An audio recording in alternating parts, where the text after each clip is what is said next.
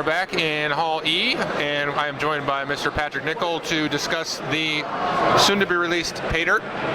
So, Mr. Nickel, how are you? Good. How are you doing, Joel? Good, good, good.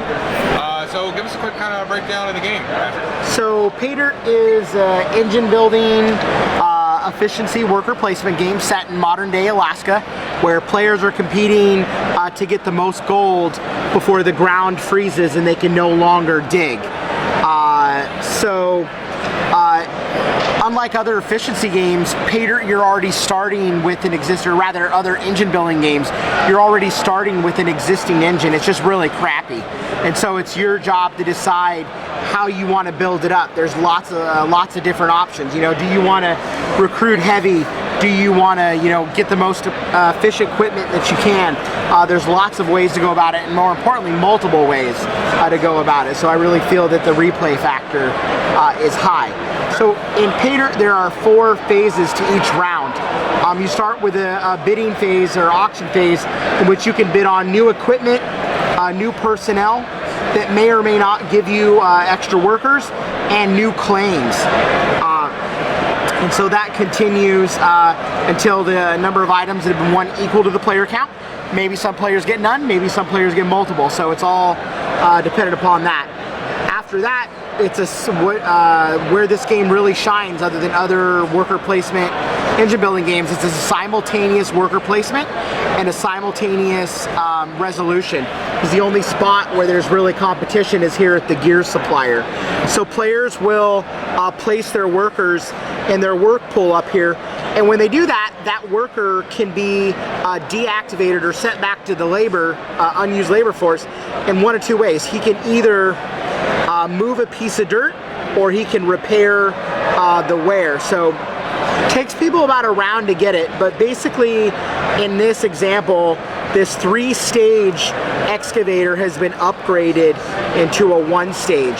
So if this had started over here on this person's claim, this worker could be moved down and he would pull that piece of dirt onto the claim. For that happening, it would take a wear cube. Equipment breaks down and it gets old as you use it. So if they had done that a second time, and this would have moved further on down, and they had done that a second time, they would have had to have a second worker there. And now at this point, that couldn't bring in a 3rd piece of dirt until someone deactivated a worker to remove those 2 wear cubes. So that's how that works.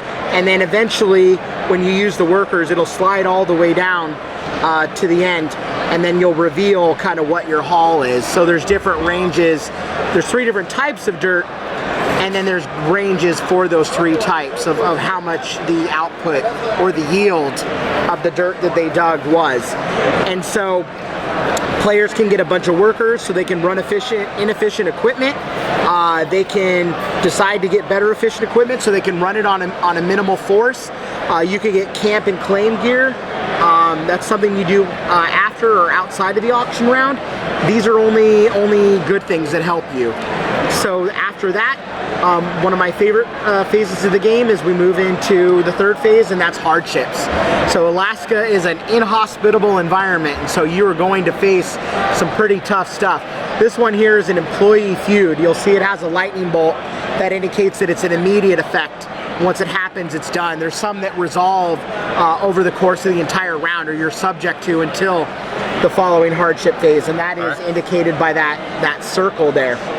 And so this is chosen in a last player to first player, judging by gold nuggets. So whoever has the least amount of gold, these are 5s and the small ones are 1s. Whoever has the least amount of gold, they would draw cards equal to the player count, and they would choose theirs and pass the rest. The temperature will drop based on whoever is the first player. So there's some control over that, and some randomness too. On average, the game lasts about 7 rounds.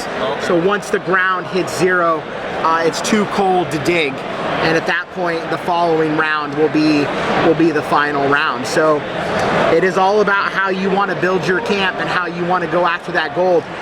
One of my favorite mechanics in games are games that make you sell your victory condition. So it's really important that people know, in order to upgrade and recruit new personnel, to buy new equipment or to stake new claims, you have to have money. How do you get money? You have to sell gold. Right. It's not who has the most money at the end of the game, it's who has the most gold. And so it becomes very disciplined balance of how much to sell and when to sell. Okay. What are some of the special abilities here on the personnel? Like, can you give me a couple examples? Sure. So here on the personnel, we have Rich Bitter, which was an Easter egg to my buddy Rich Summer from Mad Men. We decided to put him in the game. It does look just like it. Yep. And so basically how this card anatomy is going to break down is this is his minimum bid when someone starts a bid on him. You don't have to start at the minimum, but that's the lowest that he could go for. Has his name, what his title is. He does give an extra worker. This may be blank or it may have multiple in there. So those give you extra workers to add to your camp.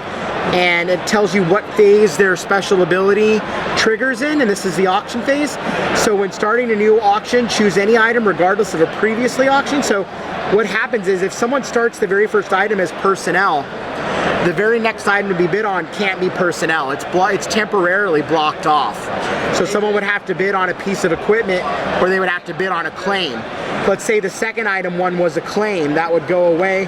This would move over there and now the personnel are open back up. Rich allows you to bypass that restriction. Okay. So they all have different abilities.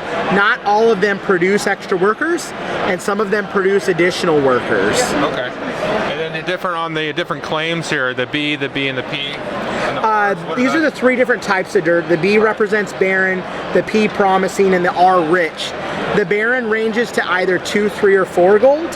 The promising 3, 4, or 5 gold, or the rich 4, 5, or 6. And that's really important because then you could have the maximum barren and the minimum rich be the same amount.